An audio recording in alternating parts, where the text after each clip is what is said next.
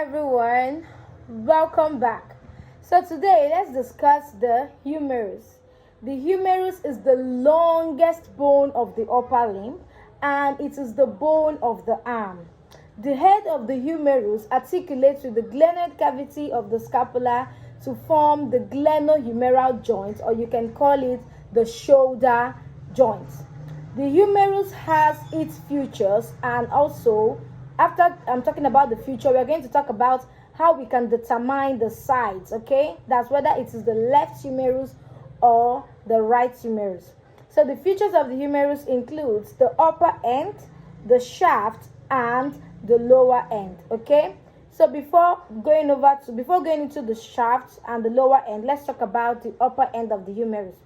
The upper end of the humerus consists of, it's rounded, and the head of the humerus articulates to the glenoid cavity of the scapula to form the glenohumeral joint, as I have said initially. The head of the humerus also consists of an anatomical neck that separates the head of the humerus from other parts of the upper end. And it also consists of a surgical neck that separates the upper end from the shaft. The common site of fracture of the humerus is seen at the surgical neck of the humerus. The humerus also has the lesser tubercle and the greater tubercle. Okay, this lesser tubercle and the greater tubercle is separated from each other by what we call an intertubercular sulcus or the bicipital groove.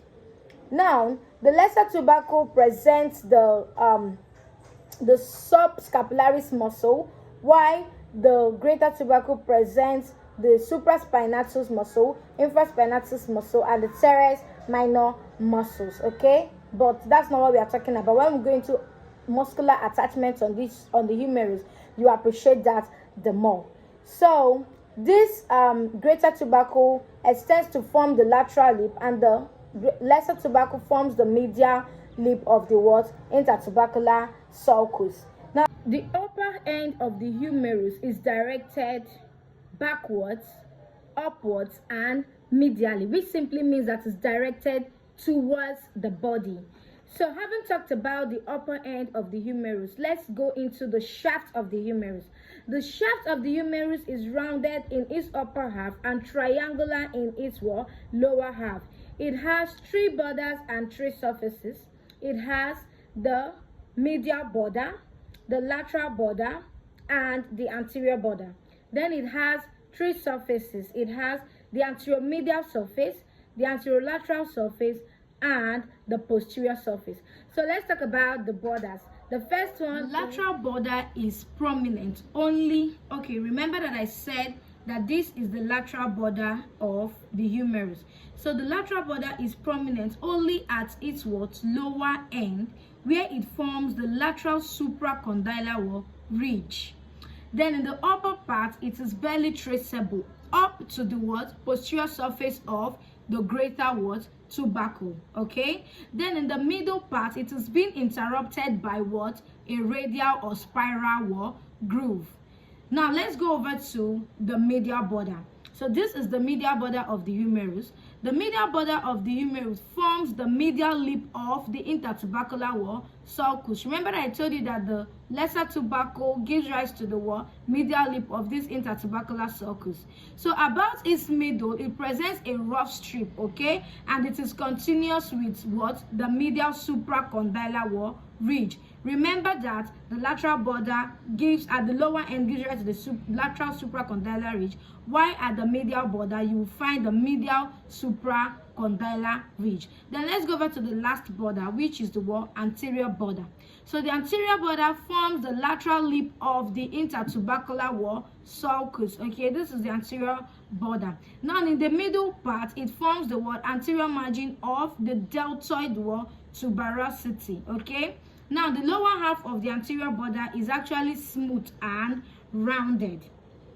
Okay, so that's for the borders of the humerus. Now, let's go over to the surfaces. The first surface we are having is the anterolateral surface. This surface lies between, as the name implies, anterolateral. So it lies between the anterior and the lateral, border. While the anteromedial surface lies between the the anterior and the medial wall border. Then we are having the last surface, which is the wall posterior surface. So let's talk about the anterolateral surface. The anterolateral surface lies between the anterior and the lateral border. Now the upper half of this surface is covered by the wall deltoid. Okay, now the little above the middle, it is marked by what? A deltoid wall tuberosity. Now we are having the radial groove that runs downwards, okay, and forward across this wall surface. Now the next one is the anteromedial surface. The anteromedial surface lies between the medial and the anterior wall border. Now in its upper one-third, the upper one-third is actually what? Narrow, and forms the floor of the what? Intertubercular wall sulcus. Okay, now there's something that we are going to see at the anteromedial surface, which is a nutrient foramen. So this nutrient foramen is where nutrients actually enters into this wall bone. Okay, now the last one is the posterior surface. So the posterior surface lies between the medial border and the lateral border. Okay, and this upper part is marked by what? An oblique wall ridge. Okay, and is crossed by what? The radial groove. That's for the what? Borders and the surfaces. That's for the shaft of the humerus. Now let's go over to the lower end of the humerus. The lower end of the humerus has articular surfaces and non-articular surface. Let's talk about the articular surface. The articular surface includes this capitulum. This capitulum is a rounded projection. This capitulum articulates with the head of the wall radius. Okay, now we are going to see a pulley-shaped surface known as the trochlea. Now this trochlea would articulate with the trochlear notch of the wall ulna. Remember, I said it has articular surface, so whatever articular surface is that is going to be making an articulation with something. So this capitulum will articulate with the head of the radius, while the pulley-shaped trochlea will articulate with the trochlear notch of the wall ulna. Now there's something you need to know about this wall trochlea. The medial edge of this trochlea is projected 6 mm downwards, more than this lateral edge. This is responsible for what we call the what? The carrying wall angle. Now let's go over to the non-articular parts. First of all, we are having the medial epicondyle. The medial epicondyle is prominent. This is a prominent projection on the medial side of the lower end. This medial epicondyle is subcutaneous and is easily felt on the medial side of the wall elbow, while the lateral epicondyle is smaller than the medial epicondyle. Okay, this is the lateral epicondyle. As you can see, is smaller and is not even as prominent as the medial wall epicondyle. Then the next one on the non-articular part of the lower end of the humerus is the supracondylar wall ridges. We have the lateral supracondylar ridge, which is very well prominent. So this lateral supracondylar ridge is a sharp lateral margin above the wall lower end. Okay, and the lateral supracondylar ridge is much smaller than the wall medial epicondyle. Sorry, let me start again. The lateral supracondylar ridge is a sharp lateral margin just above the lower end of the what? The shaft of the humerus. Okay, so we are having the medial supracondylar ridge. This is the medial supracondylar ridge. This is the lateral supracondylar ridge. This is the medial epicondyle. This is the lateral epicondyle. This lateral epicondyle, as you can see, is smaller than the medial epicondyle, which simply means that the medial epicondyle is larger than the lateral epicondyle. Then let's talk about the coronoid fossa and the radial fossa. The coronoid fossa is a depression just above the anterior aspect of the wall trochlea. This coronoid fossa, just as the name implies, accommodates the coronoid process of the ulna when the elbow is flexed. When you flex your elbow, not extending the elbow. Now we have the radial fossa. The radial fossa is a depression that you can see just above the wall anterior aspect of the capitulum. Okay, this radial fossa accommodates the head of the radius when the elbow is also flexed. Okay, now let's talk about the before going into the olecranon fossa, let's do a general overview of the lower end. The articular surfaces include the capitulum and the trochlea. Okay, the capitulum is a rounded projection that will articulate with the head of the radius, while the trochlea is a pulley-shaped surface articulate with the trochlear notch of the ulna.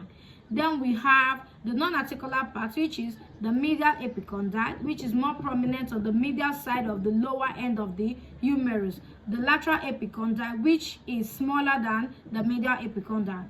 The lateral supracondylar ridge, which is a sharp lateral margin just above the lower end of the humerus.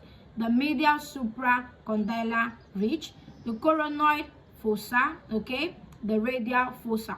Then the last one we are talking about is the olecranon fossa. The olecranon fossa lies just above the posterior aspect of this trochlea, okay, and this olecranon fossa accommodates the olecranon process of the ulna when the elbow is extended. When the elbow is extended, so when you're extending the elbow, that is when the olecranon fossa accommodates the olecranon process of the ulna. So that is all for the features of the humerus.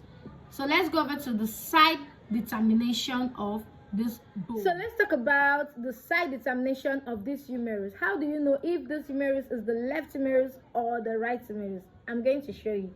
The first one is that you should know that the upper end is rounded and it is directed backwards, upwards, and medially, which simply means it's directed towards the body. I already know that the head of this humerus would articulate with the glenoid cavity of the scapula, okay? And we know that this head of the humerus is about 1/3 of a sphere and is much larger than the glenoid cavity of the scapula. Then the lower end is flat, okay? The upper end is rounded. Having known that the lower end and the upper end is rounded, so you first of all know you're going to place it like this. Then the next thing you should know is that the lesser tubercle should always be directed anteriorly, that is in front, okay? Whenever I want to place it, the lesser tubercle should always be directed in front. Now let's place it together. Having placed the upper end upwards, medially, and backwards, now this I'm placing the greater tubercle in front, which is not correct. Now let's place it like this. So the lesser tubercle is in front, while the greater tubercle is at the back. So this simply means that this bone is the bone of this bone is the right bone of the arm. So this is the right humerus, because now my lesser tubercle is in front and the greater tubercle is lying laterally, while the head is directed towards the body, that is backwards, upwards, and medially, and the lower end is directed downwards and is also flat, unlike the upper end that is rounded. So that is how to know which humerus is the right humerus or the left humerus.